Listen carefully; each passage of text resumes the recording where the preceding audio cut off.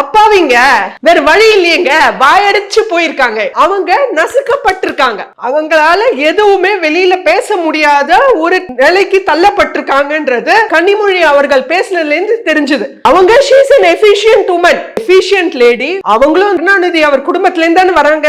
அவங்களுக்கு என்னங்க ரைட் இல்ல இன்னைக்கு துணை முதலமைச்சர் பதவிக்கோ இல்ல முதலமைச்சர் வேட்பாளரா இருக்கவோ அவங்களுக்கு ஏன் அனுமதி மறுக்கப்பட்டிருக்கு? அவங்களுக்கு ஏன் அந்த கெபாசிட்டி இல்லன்னு நினைக்கிறாங்களா திமுகல? இது ஒரு பெரிய ஆளுமுறை அடக்குமுறை. ஃபர்ஸ்ட் உங்க குடும்பத்துக்குள்ளேயே நீங்க ஆளுமுறை அடக்குமுறை பண்ணும்போது நீங்க எப்படி மத்தவங்களை கவனிக்க போறீங்க? நீங்க எப்படி உங்க கட்சியை கவனிக்க போறீங்க? நீங்க எப்படி உங்க மாநிலத்தை கவனிக்க போறீங்க? நீங்க என்ன செய்ய போறீங்க தமிழ்நாட்டுக்கு? இதே ஆளுமுறை அடக்குமுறை தானே எல்லா இடத்துலயும் வரும். அதுதான் நடந்துட்டு இருக்கு. அவங்க எந்த அளவுக்கு வர்த்து அவங்களுக்கு ஒரு பெரியார் விருதுன்றது ஒரு கண் துடைப்பு. அவங்கள மேடை மேல உட்கார வைக்கிறதுக்கு ஒரு கண் துடைப்பு, அவ்வளவுதான். இதெல்லாம் ஒரு கண் துடைப்பு நாடகம்.